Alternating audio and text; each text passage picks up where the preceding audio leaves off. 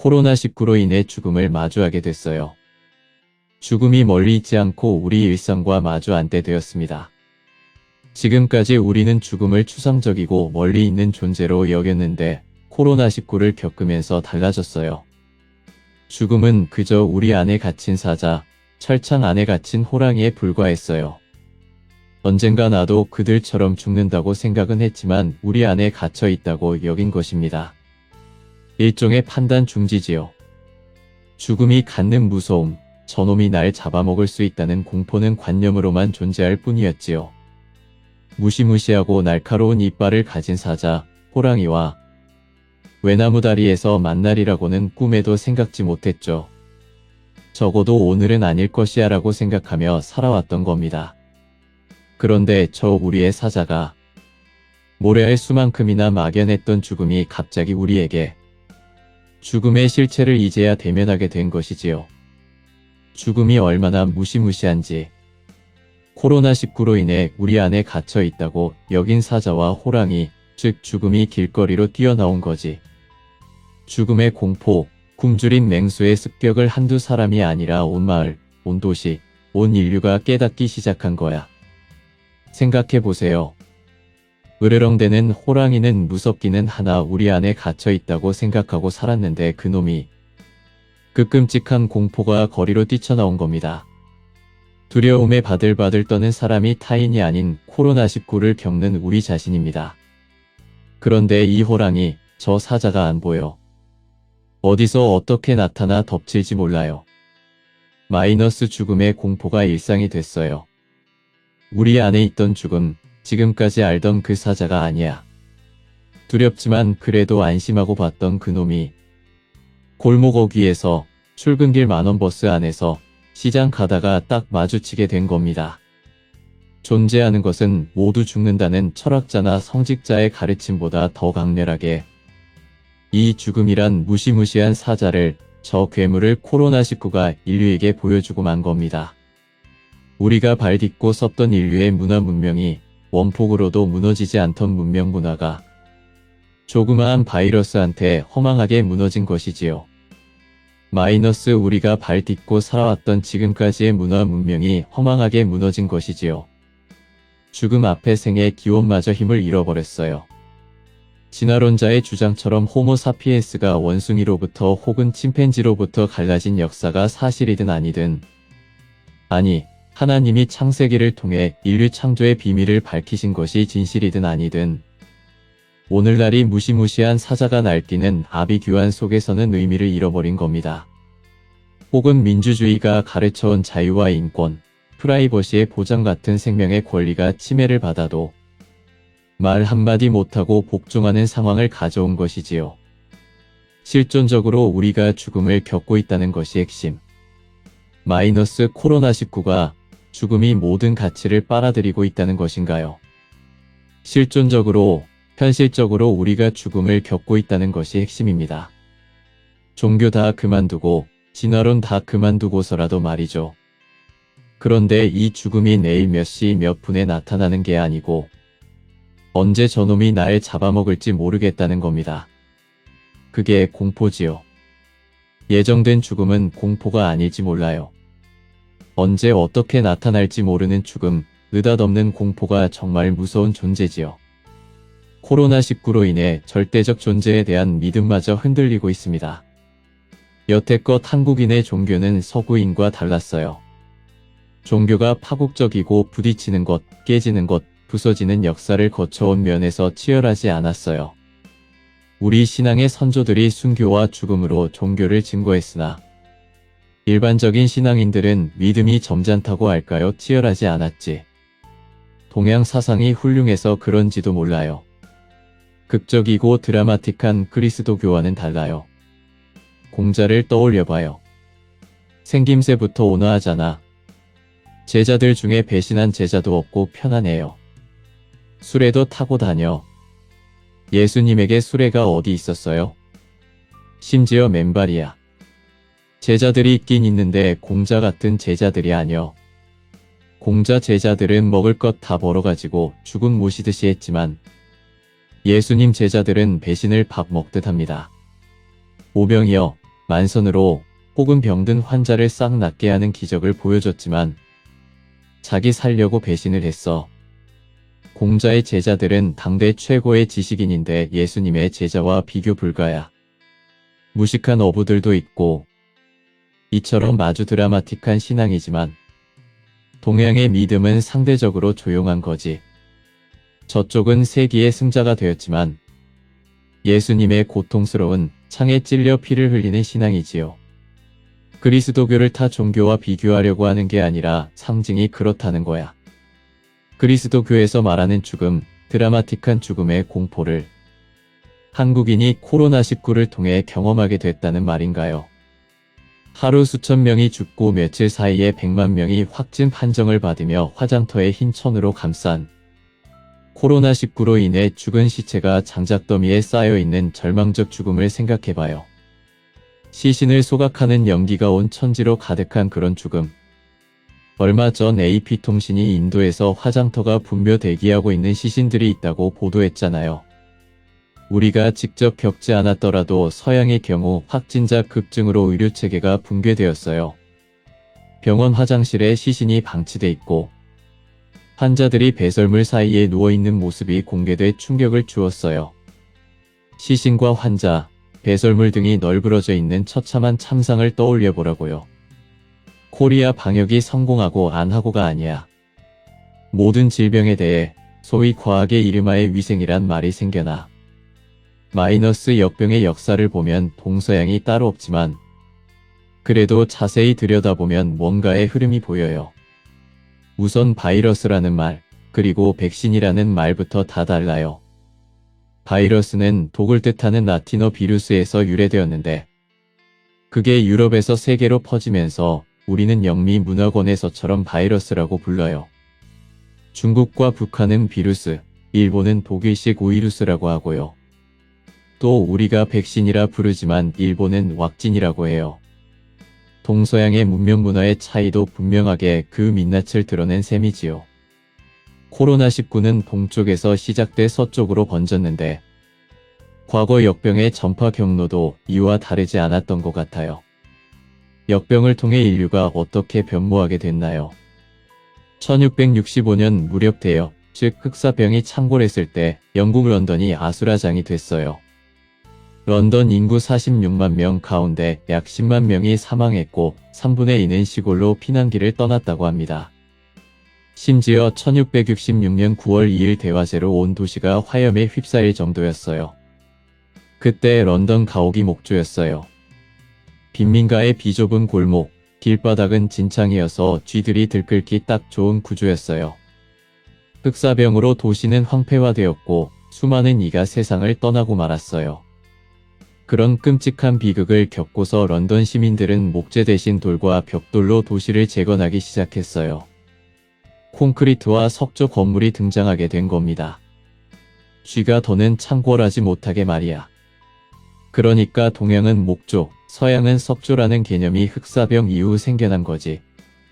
그 이전에는 동서양이 모두 목조에서 산 거요. 물론 판테온 같은 로마 시대의 신전은 특별히 석조로 지어졌지만 개인 집들은 죄다 목조야. 이후 불타지 않는 벽돌집이 생겨났지. 쥐들이 갉아먹을 수 없는 돌과 벽돌이 등장한 겁니다. 위생 개념이 등장하고 현미경이 1676년 고안되면서 세균의 실체가 밝혀졌어. 이후 예방의학이 등장해 탄저와 콜레라, 결핵의 원인이 박테리아라는 사실을 알게 되었어요. 역병이, 패스트가 미생물에 의해 일어났음을 그제야 알게 된 거야. 모든 질병에 대해 다시 말해 소위 과학의 이름하에 위생이란 말이 생겨난 겁니다. 코로나19 바이러스와 메멘토 모리. 위생이란 말은 그전에도 존재했지만 근대화를 거치며 일본에서 위생이란 말이 나오고 한반도로 건너온 겁니다. 일제강점기 시절 식민 통치를 할 때도 전부 위생 개념으로 통치했던 거죠. 무력만으론 안 되는 거요. 살려줄게 해야 통치할 수 있었어요. 어떤 폭군도 죽인다고만 해서는 통치가 안 돼. 다 도망가니까 너희 살려줄게 해야 통치가 가능해요. 소위 푸코가 이야기하는 생애 정치학이지. 코로나19가 창궐하니까 방역 독재가 다시 등장한 거야.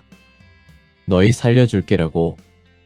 전에는 죽일게 하니까 저항하거나 망명했던 사람들이 이제는 내 말 들어 백신으로 살려줄게 하니 순종하며 돌아와 스스로 노예가 되는 시기지. 스승은 런던 시민이 흑사병을, 죽음을 겪으며 위생 개념이 등장하고 결국 종교개혁, 산업혁명으로 이어진 사실을 떠올려 볼 필요가 있다고 했다. 유럽 창원에서 농사짓던 농부들이 죽으면 어떻게 되겠어? 땅이 아무리 많아도 농사를 지을 수 없으니 농부의 몸값이 올라갈 수밖에. 산업혁명기에 발생한 사회 문제 중에는 노동자들의 열악한 건강 문제도 있었어. 노동자의 수명이 비위생적인 전염병과 관련돼 있다는 현실을 발견하게 된 거지. 노동자들의 비참한 삶도 그제야 응시하게 되었어. 또 성직자에 의한 성경의 독점, 진리의 독점이 아니라 가내수공업, 중소상공업이 길들을 통해 협력하는 것과 같이 소수의 선이 아닌 공동의 선을 추구하는 사회개혁, 종교개혁, 나아가 산업혁명으로 이어질 수 있었어요. 흑사병이 가져온 놀라운 변화들인 셈이지. 지금의 코로나19도 비슷해요. 죽음이라는 것이 바이러스, 질병을 통해 개개인의 마음속에 들어와 경험하게 되고 직접 경험하지 않더라도 죽음이 자기 일로 비치기 시작한 것이죠. 죽음을 통해 황폐화된 개인을 응시하게 된 겁니다. 이 죽음이 우리 사회를 어떻게 변화시킬지 두고 볼 일이지. 메멘토 모리라는 말이 있잖아요. 자신의 죽음을 기억하라 또는 내가 죽을 것을 기억하라를 뜻하는 라틴어 낱말이지. 우리는 낭만적인 메멘토 모리, 술 먹고 인생을 논하는 메멘토 모리쯤으로 죽음을 생각했잖아요. 이모털, 죽지 않는 한 존재는 하나님뿐이라는 사실을 망각한 거지. 하나님 이외의 존재는 다 죽어. 그게 원죄야. 이게 모털, 죽을 수밖에 없는 운명인 거지. 생명이라는 것은 다 죽어. 코로나19 바이러스를 통해 메멘토 모리를 다시 깨닫게 된 겁니다. 이제야 죽음을 발견했지만 그건 경험에서 오는 죽음 이상의 것. 신은 인간에게 선악과를 따 먹지 말라 하셨습니다. 그러나 하나님 말씀을 어겼고 그 선악과로 말미암아 인간은 스스로를 알게 된 거지. 바보는 자기가 바보인지 몰라. 지혜가 있는 사람만이 자기가 바보라는 사실을 깨닫게 돼요. 나와 바보를 분리하는 바보 아닌 나는 누구야라고 질문을 던지는 식입니다. 인간이 초월적인 존재가 아니어서 그렇지. 내가 나에게 계속 질문을 던져봐. 끝없이 자기 언급 같은 질문을 계속 하다 보면 결국 신에 가까워지는 것이거든. 그걸 영성이라 하고 의식이라고 하지. 결국 자기 언급, 즉 나는 바보야라고 생각하는 게 선악과가 의미하는 지식의 열매인 거지. 그 열매가 미추의 열매고 진선미고 의식주지. 지식이, 지혜가 바로 의식주요. 아담과 이브가 선악과를 따 먹는 게 식이잖아. 선악과를 먹고 창피해서 무화과 잎으로 몸을 가렸어. 그게 의지. 그리고 하나님이 너 어디 있느냐고 물으시니 덤불 속에 숨었는데 그게 주라고. 생각해봐요. 먹고, 입고, 숨으면서 인류의 의식주 걱정이 드디어 시작됐다고. 의식주 걱정이 바로 지식의 열매에서 나온 겁니다. 벌거벗은 자신과 마주하게 된 지식의 열매가 궁극적으로 보여준 것이 죽음이었지. 그게 패스트고 코로나19야. 코로나19를 통해 죽음의 실체와 대면하게 된 거야. 물론 죽음이라는 걸 이전에도 알고 있었지만 베일에 가려졌던 그 얼굴이 코로나19가 창궐하면서 흉하고 무서운 얼굴로 도시 전체, 나라 전체, 지구 전체로 일시에 드러난 거야. 그게 팬데믹이야. 팬은 범이라는 뜻이고 데믹은 민이야. 죽음이 뭔지 모르던 사람이 이제야 죽음을 발견했지만 그건 경험에서 오는 죽음 이상의 것이지. 하나님의 영성에 가까워진 거야. 복잡하게 이야기했지만 우리가 코로나19를 통해 감각으로만 느끼던 죽음, 일상적 경험만으로 알 수 없던 죽음을 이제야 이성을 통해 만나고 알게 된 거지. 코로나19 현상은 이성을 통해 내다보는 메타언어라는 사실에 주목해야 합니다. 경험적 지식을 인간을 초월한 이성적 질서로 바라보게 된 것이지. 감성만으로 이해할 수 없는 실체를 언더스탠딩하게 된 거지. 완벽한 죽음의 모든 요소를 가진 죽음. 역설적인 발견이네요. 인류가 절대선을, 초월적인 것을 못 느꼈는데 이 포스트 코로나로 인해 경험을 떠난 초월적 상태로서 우리 자신을 볼 수 있게 된 겁니다. 저 아프리카든 서양이든 동양이든 인류가 다 함께 경험할 수 있는 호모사피엔스의 역사로서 코로나19를 똑같이 경험하게 됐다는 거야. 놀라운 역설이지. 그동안 죽음은 개별적인 죽음에 불과했어요. 그러나 영국 철학자 로스의 말처럼 한 개인의 결단은 결코 외로운 섬이 아니었어요. 이병철 씨가 소위 재벌로서 빈틈없이 살아오다가 죽음에 직면하면서 24가지 질문에 부딪힌 것과 같아요. 코로나19는 개별의 죽음이 아니라 우리 인류의 죽음이거든. 이병철 회장이 죽음에 직면하면서 이성의 세계, 초월의 세계에 들어갔듯이 말이죠. 24가지 질문을 포스트 코로나에서 재벌이든 가난한 자든 다 할 수 있게 된 것입니다. 나도 암을 통해 죽음을 마주하고 있었지만 추상적인 것에 불과했어요. 하지만 코로나19를 겪으면서 죽음은 그냥 죽음이 아니었어요. 겉으로 보기에 단절의 죽음, 격리된 죽음이었어요. 사람을 만날 수 없는 죽음이죠. 친척도 못 만나. 죽어도 장례식을 못해. 포로 수용소나 아우슈비츠 수용소에 들어가는 것과 같은 경험을 하게 됩니다. 더 절박해지고 더 불안해졌어요. 옆에서 눈물 흘려줄 사람도 없이 그냥 죽습니다. 상징적으로 보면 거의 완벽한 죽음의 모든 요소를 가지고 있어.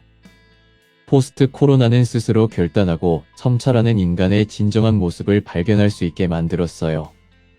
패스트를 겪으며 무신론이 나왔지만 거꾸로 더 기독교적인 게 나왔다는 점을 생각해야 합니다. 포스트 코로나에서는 교회에 갈 수 없고 교회가 병균의 온상지처럼 비칩니다. 결과적으로 포스트 코로나 이후 기독교가 타격을 받는 것처럼 비칠 수 있지만 그렇기 때문에 기독교가 새롭게 보이고 소위 얼굴이 드러났다, 민낯을 볼 수 있게 되었어요. 영어의 페르소나, 즉 숨어있는 얼굴과 만나게 된 겁니다. 저 사람 안면 바꾸네요. 저 사람 자기의 숨겨져 있던 얼굴을 드러낸대. 자기 안에 숨겨져 있는 인격이 어느 순간 드러나는 거지요. 골프 치면 그 사람을 안다고 하잖아요. 보통 때 착한 사람인 줄 알았는데 골프 치면 막 속이고 운전을 하면 자기 성격이 드러난다고 하듯이 자기 얼굴을 드러내는 것이죠. 숨어있는 제 모습이, 감춰져 있는 제 얼굴이 드러나는 게 바로 품격입니다. 코로나19 바이러스를 통해 예수님의 얼굴이 드러난 거야. 보통 때 볼 수 없던 교회의 모습이, 인간의 모습이, 하나님의 모습이 드러난 겁니다. 넌 감옥에서 평생 못 나온다고 하면 그 감옥은 감옥이 아니죠. 이미 결정된 것이니까. 내일 나올 수 있을지 모른다는 희망을 가지면서 옥살이를 하는 그곳이 지옥인 거죠. 사실 고통 없이 빨리 죽는 게 좋잖아요. 그런데 고통을 앓으면서도 죽지 않으려 산소 마스크를 쓰잖아요. 그래서 알베르 카미 같은 철학자가 기막힌 말을 했어요. 부조리한 삶. 시시포스는 온 힘을 다해 바위를 꼭대기까지 밀어 올립니다. 그러나 바로 그 순간 바위는 굴러떨어져요. 너 바위를 산 꼭대기에 올려놓으면 살아라고 하면 아무리 무거운 노동을 해도 괜찮은 거지. 일평생 중노동을 해도 괜찮은 거야. 그런데 희망 없이 굴러떨어질지 알면서 바위를 굴리는 부조리한 것보다 더한 고통은 없어요. 인류 역사의 많은 화가들이 지옥 모습을 형상화했는데 내가 볼 때 밑 빠진 독에 물 붓기 형벌만큼 고통스러운 게 없어요. 무간지옥보다 더해. 펄펄 끓는 불도 아비규환도 없지만 그게 제일 큰 지옥이야. 그리스 신화에 다나오스라는 왕이 있었는데 49명의 딸들이 밑 빠진 독에 물 붓는 벌을 받았어요. 첫날 밤에 남편들을 살해한 죄목이지. 그 형벌이 지옥의 고통이야. 불로 지지는 고통은 육체적 감각적 고통이지. 부조리한 똑같은 일을 반복시키는 것은 가치가 없는 거야. 지옥이란 가치가 없는 거지. 자기가 하는 행위에 가치가 없는 거야. 그리스 신화의 탄탈로스 왕 이야기가 나와요. 탄탈로스는 제우스 신의 음식을 훔쳐 먹은 죄로 채워지지 않는 갈증과 만족을 모르는 허기를 형벌로 받게 되었지. 배가 고파 과일을 따 먹으려고 하면 과일이 막 도망가. 목이 타서 물이 철철 넘치는 잔에 입을 대는 순간 물이 사라지는 거야. 욕망은 있지만 욕망만 있고 끝없이 달성할 수 없는 것, 그게 지옥이지. 유황불이 타는 지옥의 모습은 어쩌면 제일 유치한 것인지 몰라. 또 이런 이야기가 있어요. 어떤 사람이 죽어 하늘나라에 갔대요. 도착하니까 어마어마한 롤스로이스 차가 마중을 나온 거야. 천국이 좋긴 좋구나 생각한 거지. 그런데 너무 심심해서 직접 자동차를 몰려고 해도 운전기사가 안 됩니다 하고 말해요. 그러더니 기사가 이런 말을 덧붙여요. 여기에선 원하는 모든 것을 하실 수 있지만 본인은 아무것도 할 수 없습니다. 운전을 직접 했어도 음식을 직접 만들 수도 없습니다. 화가 나서 이런 놈의 천국이 어디 있어 하고 따지니까 운전기사의 말이 이래요. 여태껏 천국인 줄 아셨습니까? 여기가 바로 지옥입니다. 우리가 꿈꾸는 천국, 그게 지옥일지 몰라요. 먹을 게 사시사철 있고 따뜻하고 추위도 없으며 가만히 있어도 뜻대로 이루어지고 배고픔도 없는 곳, 살아봐요. 그런 삶을. 우리가 생각하는 세속적 의미의 천국과 지옥은 없을지 몰라요. 나는 천국과 지옥이 존재하는지 모릅니다. 우리가 지금껏 알고 있는 지옥은 이렇고 천국은 저렇다고 쓰인 것들이 진짜 천국과 지옥이라 생각하지 않아요. 천국과 지옥 묻지 마세요. 모르는 겁니다. 영생이 있는지 없는지 모릅니다. 모르는 것을 주도하신 분이 하나님이십니다. 그래, 열심히 믿으면 내가 어떻게 변하겠지. 그것뿐이죠. 번데기가 훗날 나비가 될지 자기가 알아요. 내가 어머니 배 속에서 10개월이 지나 태어날지 어떻게 알아요? 우리 딸이 내게 한 명언이 있어요. 맡겨라. 맡기면 천국이 있느냐 없느냐, 하나님이 어떻게 생겼느냐를 깨닫는 것이 아니라 자기가 믿는 것을 통해 육체적인 감각으로 느낄 수 없는 무엇이 열립니다. 이 말은 논리로 설명할 수 없어요. 슈바이처 박사, 마더 테레사가 생전에 지옥은 어떻고 천국은 어떻고 그런 말씀을 하신 것을 들어본 적이 있어요? 없지요. 빈자들과 함께 살며 그들과 같이 울고 같이 웃는 그게 신이고 종교의 시작이지 않겠어요? 테레사 수녀조차 목숨이 닿을 때까지 하나님의 영이 응답했다고 하셨나요? 하나님의 영을 모른다고 하셨잖아요. 자기에게 신이 안 보였던 거야. 그게 진짜야. 봤다는 사람이 가짜고 그런 보이지 않는 신을 믿었고 그래서 신의 세계로 갔을 거예요. 예수님조차 십자가에 달렸을 때 당신이 아셨어요? 엘리 엘리 라마 사박단이라고 하시지 않으셨나요? 나의 하나님, 나의 하나님, 어찌하여 나를 버리셨나이까 하고 말이죠. 그러나 곧이어 예수님은 이렇게 죽는 게 하나님의 뜻이군요. 알았습니다. 모든 게 당신 뜻대로 하소서. 모든 게 완성되었다고 하시며 아주 평화롭게 돌아가셨죠. 피조물이 어떻게 조물주의 의사를 알아 만든 사람만이 알지. 그걸 안다고 생각하고 설명하려 드니까 안 되는 거지. 나는 피조물입니다. 당신이 맡겨준 그대로 움직일게요. 내 의지로 자유인이 됐다고 안 할게요라고 말해야 합니다. 어쩌면 소박한 농부가 이짜무식한 이의 신앙이 진짜 신앙이 아닐까요? 나 같은 사람은 지성도 아니지만 어쨌든 평생 지적 작업을 하고 원고 쓰는 사람이 예수를 믿는다. 끝난 거지.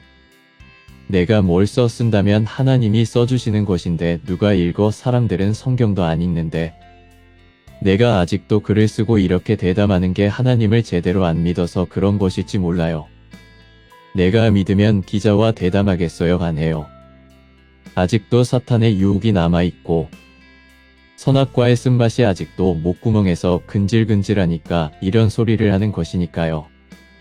고통이 더 심해져 정말아, 이게 끝이구나 하면 어렴풋이나마 알게 될지 모르지만 내가 생각하고 글 쓰고 말하는 동안은 하나님과 가장 멀리 떨어져서 영성의 문지방을 넘고 있는지 몰라요.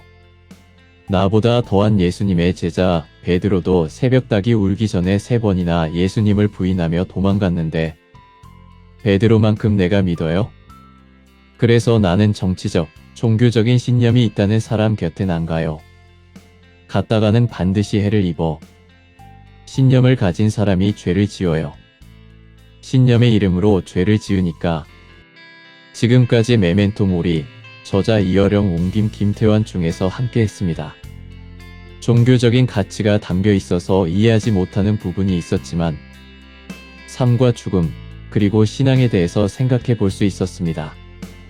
천국과 지옥에 대한 생각도 읽을 수 있어서 좋았습니다. 여러분은 어떠셨는지요?